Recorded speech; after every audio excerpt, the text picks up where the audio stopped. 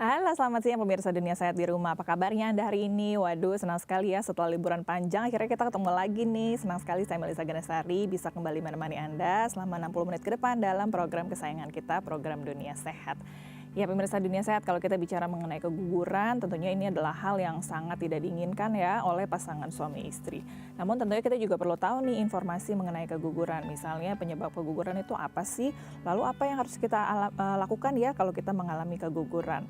Karena diperkirakan nih angka keguguran di Indonesia cukup tinggi ya, ada 10-15%. Nah, keguguran sendiri itu adalah kematian janin dalam kandungan sebelum usia kehamilan mencapai 20 minggu. Gejala yang umum ditunjukkan ini seperti adanya flek, lalu nyeri dan kram pada perut, serta menurunnya pergerakan bayi, serta juga ada keluarnya jaringan atau cairan dari vagina. Nah, kita akan bahas di episode Dunia Sehat kali ini mengenai keguguran dan cara menanganinya. Bagi Anda yang punya pertanyaan langsung ingin konsultasi dengan dokter, saya undang Anda bisa menghubungi kami di nomor telepon interaktif kami, ada di 021-290-32644, atau bisa mention juga di Twitter kami, ada di @ai_tv, disertakan hashtagnya tagar Dunia Sehat.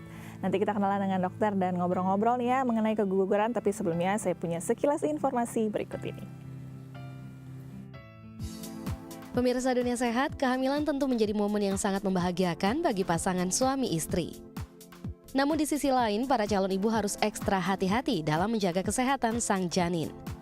Karena pada awal kehamilan, janin dalam kandungan masih sangat rentan terhadap segala sesuatu, baik itu infeksi maupun faktor lingkungan dari luar yang bisa mengakibatkan keguguran. Ya, keguguran atau dalam bahasa medisnya disebut dengan abortus spontan adalah kematian janin dalam kandungan sebelum usia kehamilan mencapai 20 minggu. Diperkirakan sekitar 8 dari 10 kasus keguguran terjadi pada 3 bulan pertama kehamilan.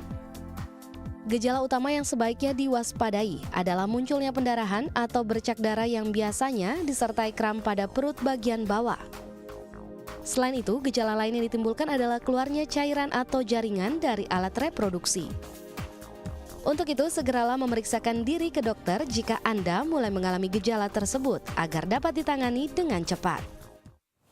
Ya pemirsa, tadi sudah lihat sekilas ya sedikit mengenai keguguran dan juga kita mau bahas nih bagaimana cara menanganinya hari ini. Bagi Anda yang punya pertanyaan pada dokter, saya undang Anda kembali bisa menghubungi kami di 021-290-32644 atau ditunggu mentionnya di Twitter kami di @ai_tv. Jangan lupa disertakan hashtagnya tagar Dunia Sehat. Kita kenalan ya dengan dokternya hari ini. Sudah hadir bersama dengan saya di studio, Dr. Andriana Kumala Dewi SPOG, spesialis kebidanan dan kandungan dari Bethsaida Hospital. Halo, selamat siang dokter. Siang. Apa kabarnya dok? Baik, Habis liburan kemarin ya dok ya? Sekarang udah semangat lagi nih, kita mau bicara mengenai keguguran. Aduh, amit-amit deh ya kalau lagi ibu-ibu kayak saya lagi hamil gini, amit-amit deh ngomongin keguguran. Dokter boleh diceritakan dulu ke kita nih sebenarnya keguguran itu apa sih sebenarnya? Keguguran itu adalah suatu sebenarnya terminasi kehamilan sebelum janin dikatakan viable.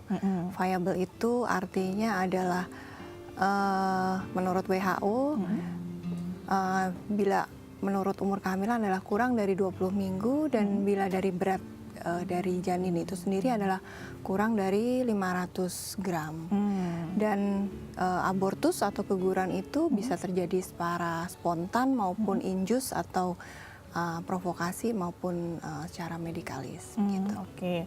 Berarti kan sebenarnya kalau kematian janin tuh yang lewat 20 minggu juga ada ya, tapi kalau yang keguguran ini khusus yang di bawah 20 minggu disebut keguguran. 20 minggu ya, atau berat kurang dari 500 gram. Oke.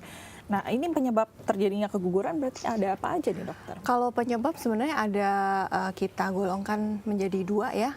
Satu faktor fetus itu sendiri, faktor janin. Yang kedua adalah faktor dari maternal.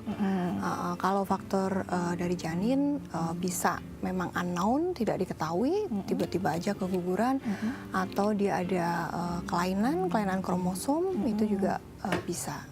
Kemudian kalau dari faktor maternal bisa infeksi, kemudian bisa memang ada penyakit tertentu dari si ibu ya, kemudian juga kelainan dari alat reproduksi ya, terutama dari rahim, misal ada kelainan bentuk, itu juga bisa, atau autoimun ya, jadi istilahnya si tubuh ibu itu menolak hadirnya si janin. Ya, si janin itu juga karena bisa. memang apa saja ditolak, janin pun ini dianggapnya Iya, sesuatu yang berbahaya, iya, padahal dianggap dipengenin suatu ya. benda asing lah untuk tubuh sang ibu gitu. Oke, berarti ada 2 faktor dari janinnya, juga dari ibunya. Iya. Tadi dokter sempat sebut mengenai kelainan kromosom ya. Kalau kelainan kromosom ini ada beberapa juga berarti dok ya?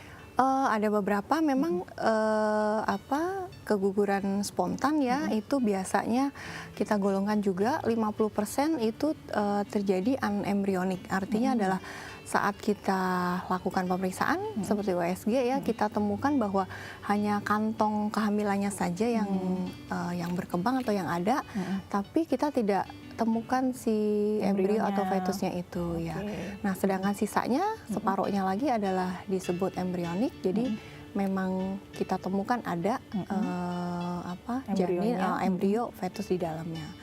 Kemudian dari yang disebutkan Mel tadi ya, kelainan kromosom itu hampir separuhnya juga adalah eploidi, artinya adalah jumlah kromosom itu sebenarnya tidak lebih atau tidak kurang ya, ada 46 ya.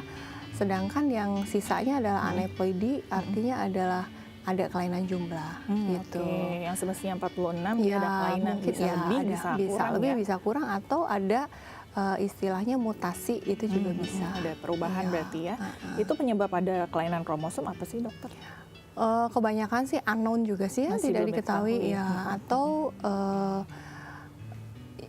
ya memang biasanya sih unknown sih ya, Masih tapi belum kalau diketahui. ya setelah diselidiki memang ternyata ada ada kelainan pada kromosomnya. Tapi yang kelainan kromosom ini tidak selalu menyebabkan keguguran ya dok ya? Bisa Tidak saja selalu. berkembang Iya, seperti bisa. kalau Down syndrome itu kan juga Iya. kelainan kromosom ya dok ya? Jadi hampir separuh lebih lah ya pasti akan terjadi keguguran. Misal pun dia akan berkembang mungkin di mid trimester, atau misal ada kelainan kongenital yang berat ya, itu juga biasanya sih keluar juga sih. Oke. Tapi kalau misal tidak terlalu fatal ya, istilahnya tidak letal sekali, mungkin kehamilan bisa tetap berlanjut, tapi begitu ketika bayi keluar memang ya ditemukan ada kelainan gitu. Oke, waduh banyak juga penyebabnya berarti ya dok ya. banyak. Dari fetusnya, dari ibunya sendiri. Dari fetusnya aja tadi ada yang ada kantongnya aja nggak ada embrionya, ada yang embrionya, ada yang dari kelainan kromosom, banyak sekali sebenarnya faktor penyebab orang bisa keguguran di bawah 20 minggu nih ya berarti. 20 minggu. Nah dokter, ada juga yang disebut dengan hamil anggur. Itu hamil anggur tuh beda lagi kalau yang cuma ada kantongnya ya dok ya? Kalau dari terminologi sih sudah beda ya. Jadi kalau hamil anggur itu lebih ke kita sebutnya molar pregnancy ya, kehamilan mola itu biasanya kelainan dari proliferasi trofoblast ya, atau kita sering orang awam bilang plasenta ya. Jadi proliferasi berlebihan, dan kehamilan mola itu juga ada 2 macam ya, yang parsial ataupun komplit. Biasanya yang parsial memang ada kelainan kromosom, sedangkan yang komplit itu biasanya kita tidak temukan fetus atau janin di dalamnya. Oh, mirip sama yang tadi ya, kosong. Iya, tapi ketika kita lakukan pemeriksaan, bisa USG gitu ya, kita temukan seperti gambaran, makanya dibilang hamil anggur karena seperti gambarannya anggur di dalam kecil-kecil gitu ya. di dalam rahim ya. Dan ketika terjadi ekspulsi atau hasil konsepsinya itu keluar, yang kita temukan memang mirip sih kayak gelembung-gelembung gitu. Makanya kita sebut hamil anggur. Kalau itu memang ya pasti tidak bisa dipertahankan lagi ya. Misal pun kita temukan dan belum terdapat gejala klinis, itu pun kita sarankan ke ibu untuk kita keluarkan gitu. Oke, baik. Nanti ngobrol lagi ya dok ya. Ternyata nih dari awal aja udah banyak sekali yang harus diobrolkan nih mengenai keguguran. Nanti kita bahas lagi, kita jeda sebentar. Baik, pemirsa, bagi Anda juga yang punya pertanyaan nih seputar tentang keguguran dan juga cara menanganinya, Anda bisa langsung menghubungi kami di 021-290-3264, atau kami tunggu mentionnya di Twitter kami di @ai_tv. Jangan lupa disertakan hashtagnya Tagar Dunia Sehat. Kami masih akan segera kembali, jangan kemana-mana, tetap bersama kami hanya di Dunia Sehat.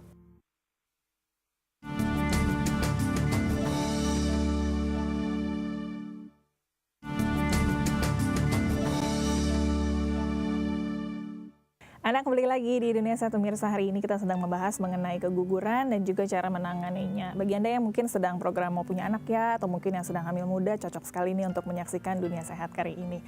Bagi Anda juga yang punya pertanyaan langsung kepada dokter seputar topik kita hari ini, bisa langsung menghubungi kami di 021 290 32644 atau kami tunggu mentionnya di Twitter kami di @daai_tv disertakan hashtagnya tagar Dunia Sehat.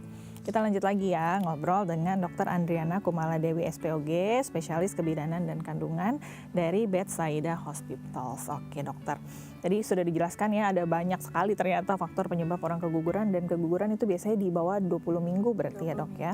Nah kalau sedang mengalami keguguran itu yang terjadi pada rahim itu seperti apa sih dokter? Bila sedang terjadi keguguran, biasanya memang ada reaksi ya. Jadi biasa yang dikeluhin pasien itu adalah perutnya seperti kram ya, nyeri gitu, mules. Dan memang yang terjadi adalah si rahim itu terjadi kontraksi. Jadi berusaha untuk mengeluarkan hasil konsepsi seperti itu. Itu rasanya sama kalau kita mau menstruasi atau seperti apa sih dok? Mirip seperti ya? Menstruasi atau kadang-kadang orang bilang seperti pengen buang air besar. Iya, pengen buang air besar seperti itu. Terus kayak kram ya menjalar di bawah gitu. Dan biasanya disertai dengan bercak darah atau udah perdarahan. Oke. Gitu. Itu biasanya di setiap, tadi kan 20 minggu berarti kan ada perjalanan tuh, di setiap keguguran pasti seperti itu atau makin besar makin sakit atau seperti apa sih dok? Jadi tadi belum saya utarakan keguguran itu sendiri sebenarnya terbagi-bagi ya jadi beberapa ya. Ada yang kita sebut complete abortion atau abortus yang sudah komplit, artinya tiba-tiba udah seluruh hasil konsepsi keluar aja. Jadi perdarahan, terus perutnya mules ya, kram, terus tahu-tahu udah keluar. Ada juga yang dibilang incomplete abortion, artinya adalah keguguran itu tidak semuanya. Jadi ada jaringan yang masih tertinggal atau tersisa di dalam rahim. Nah itu biasanya yang menyebabkan perut mulesnya nggak berhenti dan perdarahan terus menerus. Nah itu biasanya yang membuat pasien datang untuk konsultasi ke dokter. Ada juga yang dibilang abortus mengancam ya, atau threatened abortion, itu biasanya lebih benign sih, lebih nggak terlalu parah lah ya, cuman mules ada kadang-kadang, kemudian juga ada bercak darah, tapi tidak terlalu banyak perdarahannya. Gitu ya. Dan saat kita lakukan pemeriksaan biasanya si serviks atau mulut rahim masih menutup. Dan itu yang biasanya kita sering dengar ya, orang bilang, oh ini masih bisa dipertahankan gitu. Baru flek-flek aja. Ya, gitu baru flek-flek aja, belum terbuka gitu. Ada juga yang sedang dalam proses, jadi udah terbuka, perdarahannya banyak tapi belum keluar. Nah itu yang biasanya kita observasi, tapi biasanya sih akan diikutin dengan keluar juga sih. Itu memang sudah gejala-gejala awal, tanda-tandanya ya. Seperti itu. Baik. Nah ini dikatakan tingkat keguguran nih di Indonesia 10-15% ya dok ya. Kenapa bisa tinggi begini sih dokter? Ada faktor tadi kan memang ada yang tidak diketahui ya, tapi ada juga yang diketahui. Sebenarnya kenapa tingkat keguguran di Indonesia kok lumayan tinggi ya dok ya? Mungkin bahkan lebih dari itu kali ya, iya. Karena banyak yang istilahnya early pregnancy loss ya, jadi kadang-kadang kita atau pasien belum sadar kalau dia hamil, ternyata udah keguguran aja. Keguguran malah dikira menstruasi biasa itu.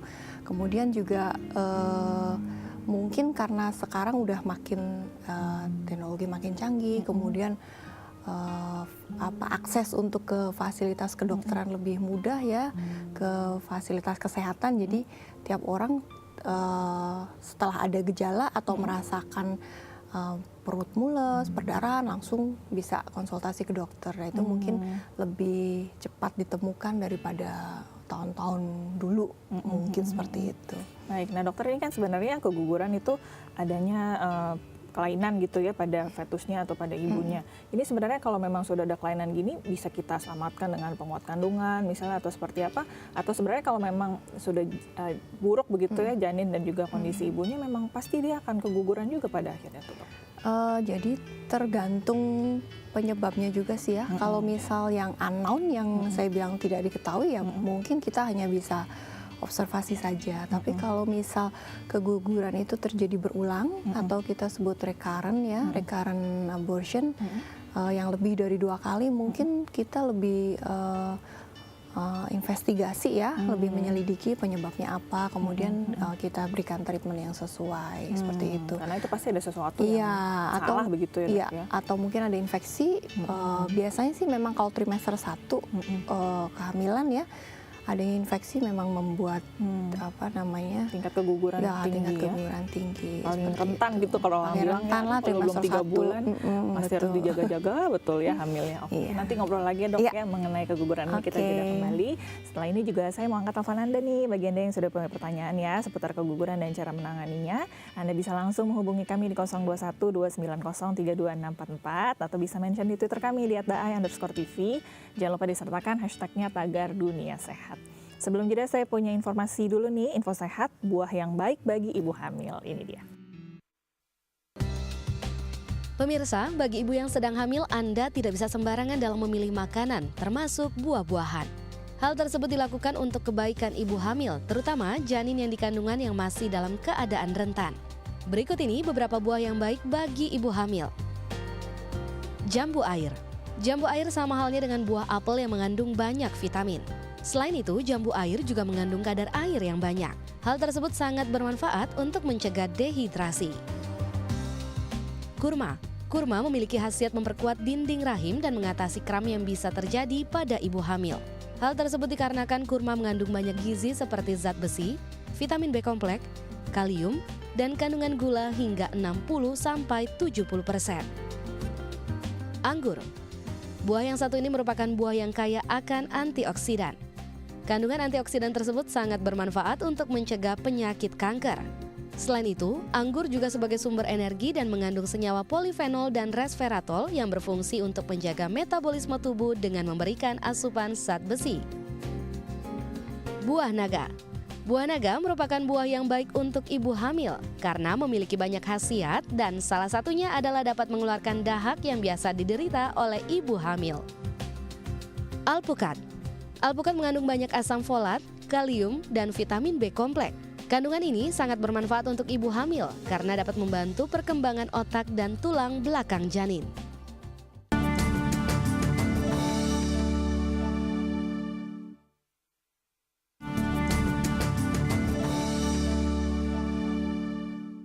Anda kembali lagi di Dunia Sehat pemirsa. Hari ini kita masih membahas mengenai keguguran dan cara menanganinya. Bagi Anda yang punya pertanyaan masih bisa ya menghubungi kami di 021 290 32644 atau kami tunggu mentionnya di Twitter kami di @daai_tv. Jangan lupa disertakan hashtagnya Tagar Dunia Sehat. Kita ngobrol lagi dengan Dr. Andriana Kumaladewi SPOG, spesialis kebidanan dan kandungan dari Bethsaida Hospitals. Nah, dokter, tadi kalau dikatakan faktor umur juga mempengaruhi tingkat keguguran ya, Dok ya? Iya, pasti. Apakah dia terlalu muda atau terlalu tua itu memang sangat mempengaruhi. Batas umurnya berapa sih, Dok? Biasa kalau muda di bawah 20 tahun ya. Kalau udah umur tua di atas 40 tahun. Di atas 40 tahun. Yang di bawah tuh memang rahimnya belum siap atau seperti apa sih, Dok?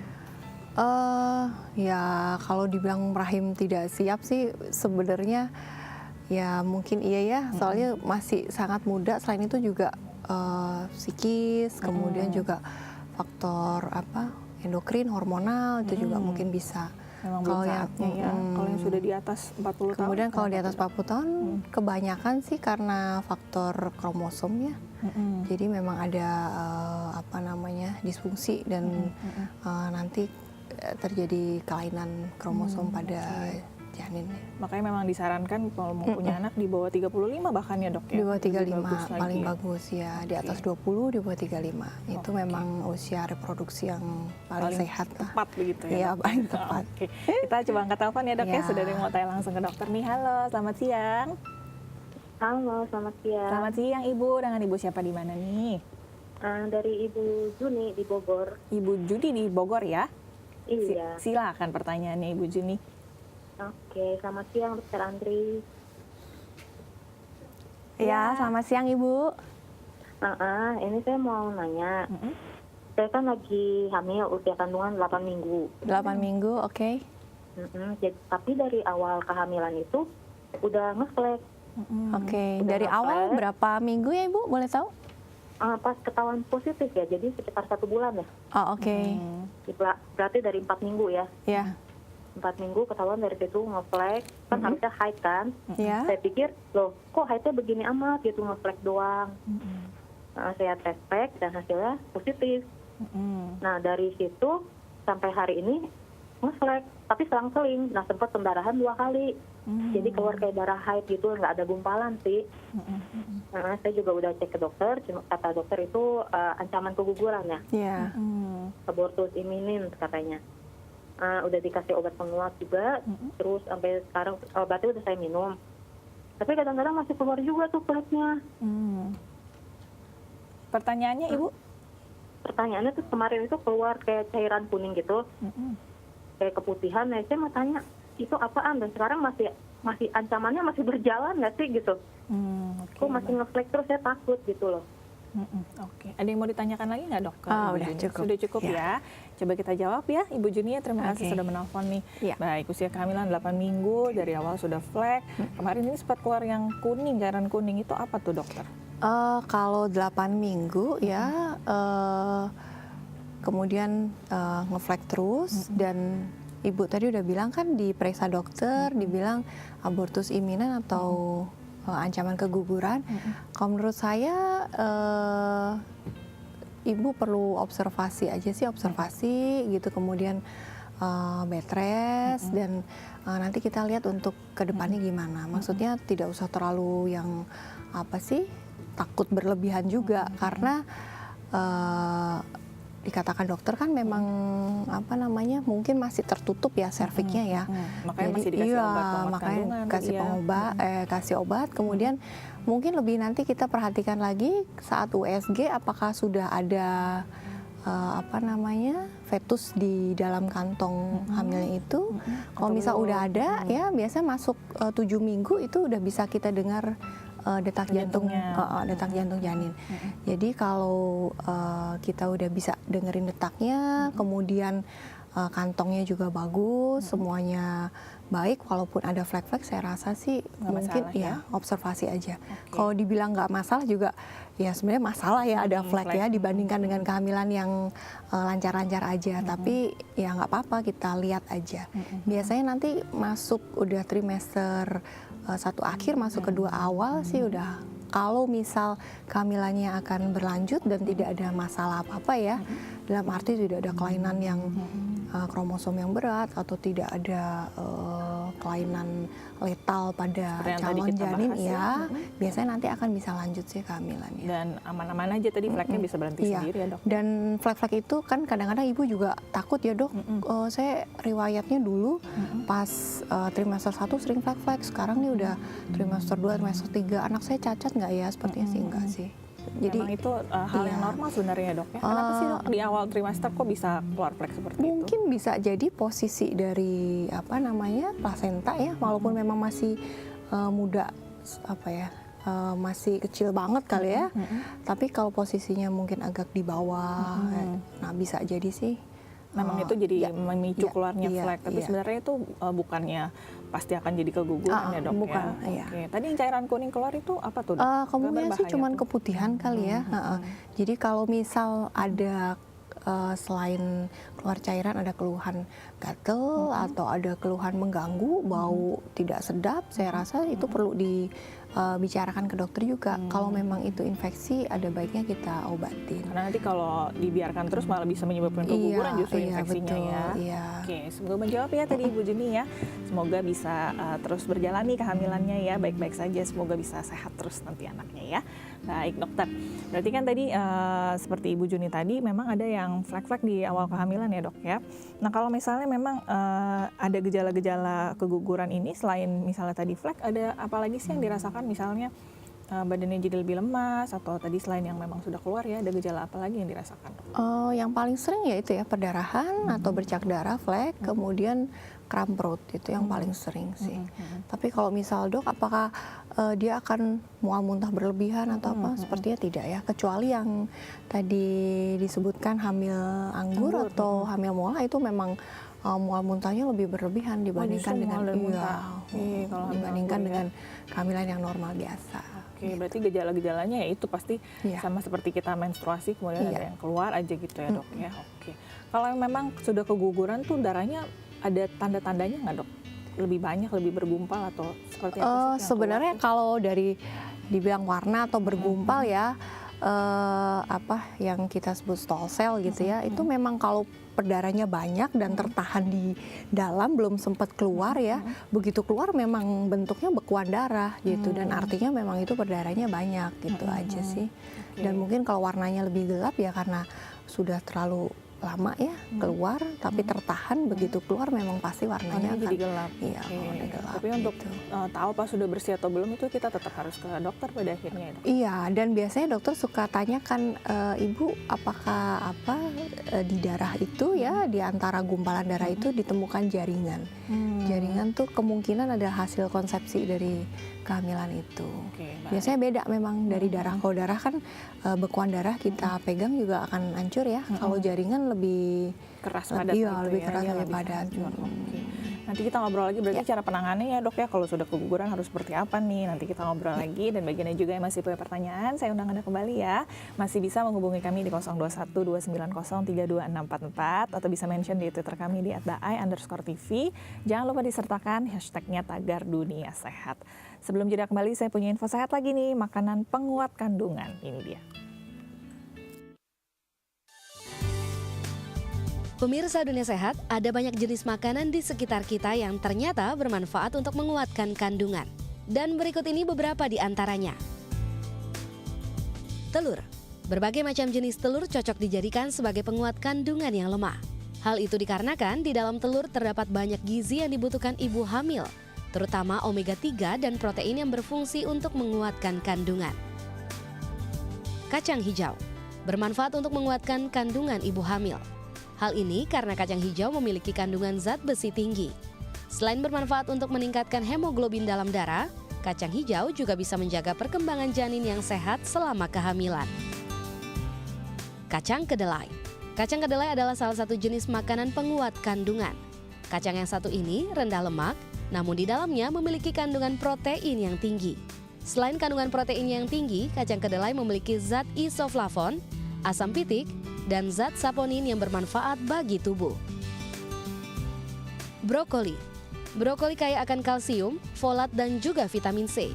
Mengonsumsi brokoli sebanyak 100 gram setiap harinya sangat dianjurkan untuk ibu hamil yang memiliki kandungan bermasalah. Selain menguatkan kandungan, brokoli juga bisa melawan radikal bebas. Manfaat zat besi pada brokoli juga bisa mencegah anemia bagi ibu hamil. Apel adalah salah satu buah yang bisa dijadikan sebagai penguat kandungan. Dikarenakan dalam buah apel mengandung antioksidan yang tinggi dan juga kaya akan vitamin C. Kedua kandungan tersebut bermanfaat untuk menguatkan kandungan ibu hamil. Madu. Madu adalah glukosa alami yang aman untuk dikonsumsi. Selain bermanfaat untuk menguatkan kandungan, madu juga bermanfaat dalam menambah dan menjaga stamina ibu hamil.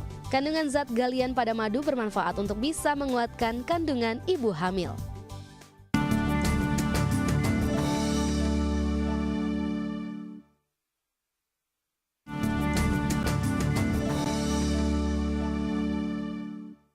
Anda masih bersama dengan kami di Dunia Sehat pemirsa. Hari ini kita masih membahas seputar tentang keguguran dan juga bagaimana cara menanganinya. Bagi Anda yang punya pertanyaan, masih bisa menghubungi kami di 0212903244 atau ditunggu mentionnya di Twitter kami di @daai_tv disertakan hashtagnya Tagar Dunia Sehat. Kita lanjut lagi ya ngobrol dengan Dr. Andriana Kumaladewi SPOG, spesialis kebidanan dan kandungan dari Bethsaida Hospitals. Nah dokter, kalau misalnya tadi sudah dikatakan kan ada beberapa gejala yang terjadi ya kalau kita memang keguguran, kalau kita sedang di rumah lalu keguguran tadi, apa ya hal pertama yang harus kita lakukan tuh dokter? Kalau misal di rumah sendiri terjadi perdarahan ya pasti kita cari pertolongan ya, setidaknya kita cari teman, suami atau anggota keluarga lain untuk cepat-cepat membawa kita ke fasilitas kesehatan terdekat gitu Di supaya rumah bisa. yang harus dilakukan dulu apa tuh dok? berbaring atau nggak boleh jalan-jalan dulu atau seperti apa? Ya kalau sambil menunggu ada pendamping sih mungkin berbaring ya lebih baik ya, gitu. Itu pendarahannya bisa berlebihan sekali nggak sih dok? Atau sebenarnya dia pasti Bisa, berhenti bisa sih? dari yang benar-benar minimalis seperti flek-flek bercak darah sampai yang profuse ya, banyak sekali bleedingnya itu bisa. Itu bisa sampai berbahaya nggak dok kalau pendarahannya banyak sekali? Biasa sih kalau yang abortus spontan ya atau apa namanya tidak diprovokasi sih mungkin tidak terlalu seberapa ya. Cuman kadang-kadang kan ada namanya provokasi ya. Jadi ada unintended pregnancy istilahnya tidak diinginkan. Nah, itu yang biasanya yang perdarahannya sangat banyak sekali atau justru bisa menyebabkan kematian juga kalau dilakukan secara unsafe ya, tidak apa namanya, Aborsi yang tidak aman. Iya, semestinya itu yang bisa iya, menyebabkan pendarahan betul. itu ya. Yang berdarahnya banyak banget karena mungkin di rahimnya terjadi sesuatu gitu ya, luka entah atau seperti apa luka ya. atau sobek atau gimana Oke, gitu. baik. Kita coba angkat telepon lagi ya dok ya. Sudah ada yang telepon lagi nih. Halo, selamat siang. Halo, selamat siang, Mbak Selamat Mia. siang ibu. Dengan ibu siapa di mana nih? Dari Lucy di Bintaro. Ibu Lucy di Bintaro ya. Silakan pertanyaannya Ibu Lucy. Gini dok, selamat siang dok. Ya, selamat siang Ibu Iya. Lucy. Iya, gini dok, saya kan 2 tahun lalu pernah keguguran tuh. Iya. Terus bed rest di rumah sakit seminggu, selaput saya keluar. Terus 3 hari kemudian saya dapat tindakan harus dioperasi karena ada gumpalan darah gitu. Terus ambil tindakan operasi sampai 2 tahun ini saya belum mengandung lagi. Itu kira-kira penanggulannya gimana dok? Maaf, Disangkan Ibu dulu. Lucy tadi dibilang apa? Dioperasi atau dikuret? Saya nggak ngerti dok, karena posisi saya waktu mau dioperasi itu saya nggak sadarkan diri, cuman suami aja yang tungguin. Oh, Gitu. setelah tindakan tidak diinformasikan ke Ibu? Yang dilakukan Saya sebenarnya udah operasi dapat atau kuret dapat tuh? informasi. Cuman dokternya itu dari pihak keluarga dan dokter itu bilang gumpalan darah itu diangkat melalui operasi ini gitu. Kalau selaput memang sudah keluar gitu dok. Oke, sudah cukup dok? Ya, cukup. Kita coba jawab Itu ya. gimana? Terima kasih Ibu Lucy ya. Terima kasih, Coba dijawab Ibu. oleh dokter Ya. nih. Baik. Oke. Ibu Lucy sudah kegugurannya 2 tahun yang lalu, sudah ada gumpalan, kemudian dioperasi itu dikuret sama ya dok ya? Saya rasa kalau mendengar penjelasannya Ibu Lucy ya mungkin bukan keguguran dikuret ya, kalau dioperasi dikeluarkan apa namanya gumpalannya, mungkin adalah ectopic pregnancy atau orang sering bilang hamil di luar kandungan. Kadang-kadang gejalanya hampir mirip dengan keguguran ya. Ada perdarahan per vaginam ya, kemudian ada kram perut, tapi memang kram perutnya nyerinya itu lebih dahsyat lagi daripada keguguran biasa. Nah, kalau memang benar itu adalah hamil di luar kandungan, memang harus dilakukan operasi. Karena nggak mungkin bisa dengan dikuret atau dari bawah ya kita bersihkan atau dengan obat-obatan untuk merangsang keluar itu nggak bisa. Karena Jadi kebanyakan di perutnya iya, ya dok, ya, kayak sesar gitu iya ya? betul. Oke. Karena kebanyakan terjadinya adalah di saluran tuba ya, di tuba falopi, hamilnya di situ. Jadi apakah dia dioperasi open artinya kayak Sesar gitu ya? atau dilakukan laparoskopi itu juga bisa. Oke. Ini Gitu. penyebabnya ada hubungannya sehingga sulit hamil sampai 2 tahun ini ada atau seperti apa tuh dok? Mungkin sih ada ya, karena kebanyakan kasus ectopic pregnancy itu dikarenakan ada sumbatan pada saluran tuba, sehingga hasil lancar gitu ya, nggak iya, lancar. Jadi kan ketemu antara sperma dan ovum itu kan memang di saluran tuba ya. Kemudian setelah setelah jadi akan jalan istilahnya ke dalam rongga rahim.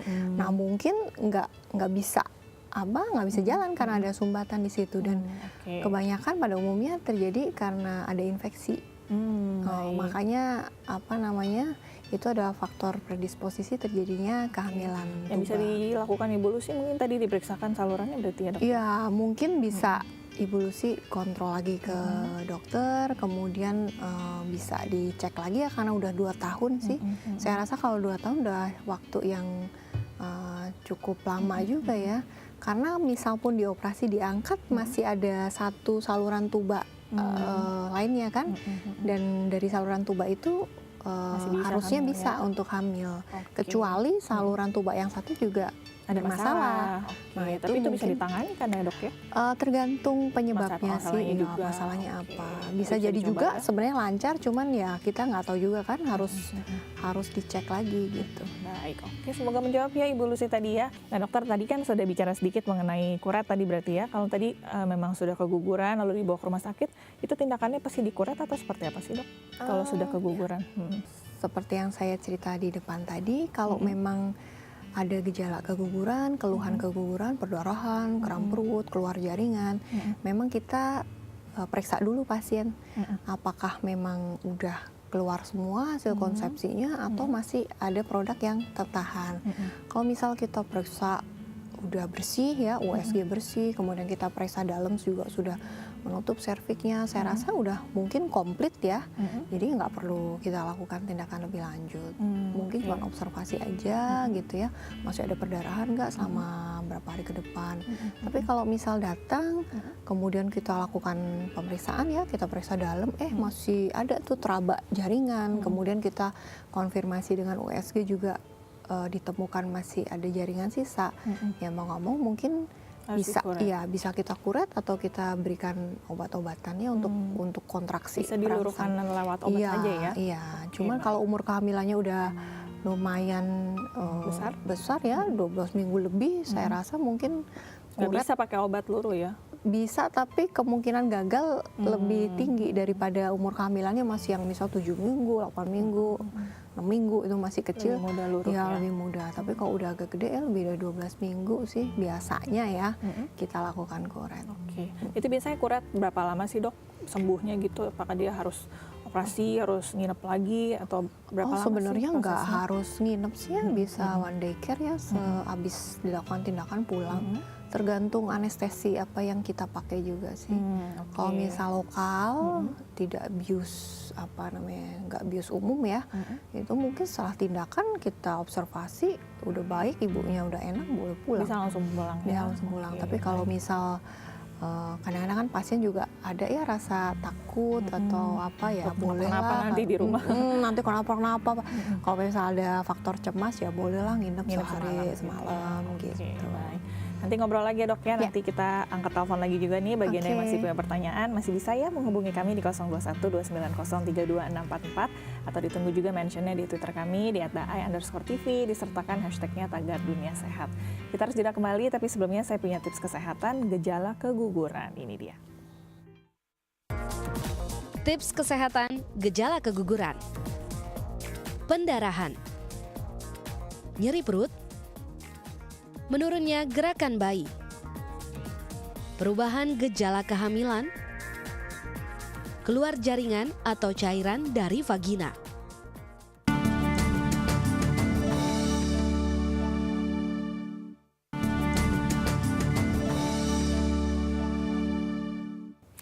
Anda kembali lagi di Dunia Sehat Pemirsa, kita masih membicarakan seputar keguguran dan bagaimana cara menanganinya. Bagi Anda yang punya pertanyaan masih bisa menghubungi kami di 021-290-32644 atau ditunggu mentionnya di Twitter kami di @ai_tv disertakan hashtagnya tagar dunia sehat. Kita lanjut lagi ya ngobrol dengan Dr. Andriana Kumala Dewi SPOG, spesialis kebidanan dan kandungan dari Bethsaida Hospitals. Nah, dokter, kalau tadi dikuret kan itu 1 hari gitu ya, dalam hari itu juga sebenarnya boleh pulang. Kalau mau hamil lagi nih boleh berapa lama nih, Dok, baru boleh hamil lagi? Oke. Sebenarnya kalau mau hamil lagi tergantung pasangan juga ya. Apakah memang pengen nunda atau pengen cepet-cepet seperti itu. Karena menurut studi setelah keguguran ya itu dalam waktu cepet sih 2 minggu sampai sebulan itu kesuburan udah balik lagi. Jadi kalau diteliti ovulasi itu udah bisa terjadi. Makanya kalau memang nggak pengen buru-buru ya, kadang-kadang kan psikis juga ya, habis keguguran takut, masih ya. trauma, masih takut gitu ya. Saya sarankan sih untuk pakai kontrasepsi dulu gitu. Oke. Karena Terus kalau 2 enggak, minggu sudah boleh, Dok ya? iya, kalau sudah boleh atau enggaknya sih mungkin terlalu cepat ya. Tapi dalam arti 2 minggu itu tuh ovulasi bisa aja udah langsung terjadi gitu. Tapi rahimnya sendiri udah nggak Kalau apa-apa, Dok? disarankan sih kalau dia pasangan tidak ingin menunda ya, mau udah cepet aja lah sehabis keguguran mau langsung gitu, bisa dalam waktu kurang dari 6 bulan boleh sih langsung. Kurang dari 6 bulan ya. Minimalnya Jadi ada, Dok, 3 ya, bulan. minimal paling sebulan 2 bulan lah ya sudah siklus udah Menstruasi mau lagi ya, gitu? gitu terus langsung Udah hamil langsung lagi. boleh ya, nggak Boleh, masalah sebenarnya boleh. ya. Justru dikatakan malah kalau memang pengen cepet hamil lebih baik segera gitu, nggak usah ditunda-tunda lebih lama lagi. Gitu. Kecuali ada masalah lain diobati dulu kali, Dok, Iya, ya, baru hamil kecuali lagi. kecuali memang udah misal dia recurrent atau sebelumnya kita ketahuan ada infeksi seperti itu pada ibu, mungkin kita bisa obatin lebih dulu. Jadi nggak terulang lagi nanti kegugurannya. Iya, ya, tapi Dok, ya. kalau misal ingin menunda ya kan kadang-kadang orang memang sebenarnya nggak Lagi ngejar pengen sengaja, punya anak iya nih. nggak sengaja hamil atau apa ya udah tunda dulu pakai kontrasepsi. Karena kalau enggak ya itu nanti unintended lagi nggak pengen hamil sebenarnya toto hamil lagi. Oke, baik. Kita angkat telepon lagi ya, Ya, Dok, ya. boleh. Sudah ada yang mau tanya langsung lagi ke dokter nih. Halo, selamat siang. Iya, Selamat siang, Ibu. Dan Ibu siapa di mana nih? Ibu Lismayanti di Medan. Ibu Ismayanti di Medan. Silakan pertanyaannya, Bu. Selamat siang, Dok. Siang ibu. Saya Ibu Lismayanti dari Medan. Iya. Saya ingin tanya, usia saya udah 38 tahun. 38, oke. Saya pernah hamil pertama, anak lahir dalam usia 7 hari, anak saya meninggal. Dan masa itu saya operasi sesar. Lepas itu dokter anak bilang anak saya terkena virus TOK. Torch. Oke. Tapi lepas anak saya meninggal 2 bulan saya adakan program kehamilan Ya. dan dokter bilang itu tidak ada kaitannya dengan virus TOK. Tapi dalam masa 3 bulan, 6 bulan saya melahirkan, 6 bulan saya hamil lagi. Dalam masa 3 bulan kehamilan saya pendarahan dan saya harus mendatangi dokter dan saya harus dikuret. Dikuret ibu akhirnya?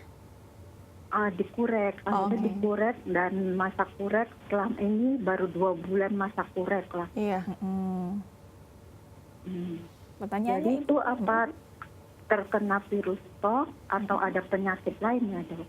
Oke, baik. Ada yang Oke, mau ditanyakan, jadi, Karena Dok? saya mengingat total usia Ibu- saya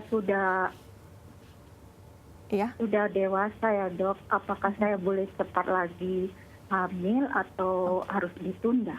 Ya, berarti ibu 2 kali hamil ya ibu ya. Yang pertama maaf Iya. sudah Meninggal waktu melahirkan usia 7 tapi hari. 7 harinya meninggal. Iya. Kemudian yang kedua selang 6 bulan hamil lagi kemudian Iya, dikuret.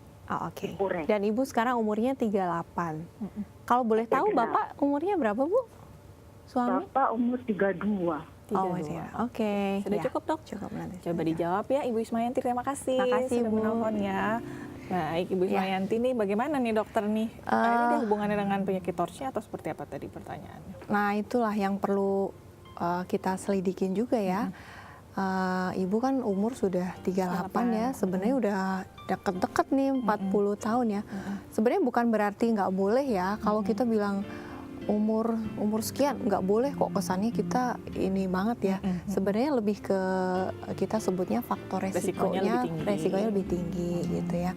Tapi kalau melihat riwayat ibu hamil ya, kemudian setelah melahirkan 6 bulan kemudian bisa hamil lagi, saya rasa sih cukup subur ya, cukup baik lah ya, mungkin salurannya reproduksinya baik. Cuman memang kalau kita pengen tahu ada infeksi torch atau enggak, memang harus diperiksa ya ke lab. Torch itu sendiri sebenarnya kan singkatan ya dari tokso, rubella, HSV seperti itu ya, CMV virus. Nah itu memang taunya ada infeksi atau enggak kita harus periksa laboratorium, harus nggak ada gejalanya soalnya, Dok. betul. Ya. Dan kadang-kadang yang kita temukan adalah ketika hasil lab itu jadi ya, itu ada yang menunjukkan memang dia sedang infeksi atau menunjukkan dulunya pernah infeksi. Kalau cuman dulunya istilahnya cuman penanda aja ya pernah, saya rasa sih mungkin nggak nggak masalah ya. Nah, Untuk kalau hamil. ya kalau misal Sedang hasilnya infeksi. adalah sedang, itu yang perlu kita berikan treatment terlebih dahulu. Harus nunggu berapa lama sih dok kalau kita sedang infeksi TORCH baru boleh hamil? Saya rasa sampai udah Bersih ini aja ya? udah bersih aja ya. Begitu kita cek lagi udah nggak ada, cuman penandanya aja yang masih positif. Saya rasa sih boleh ya.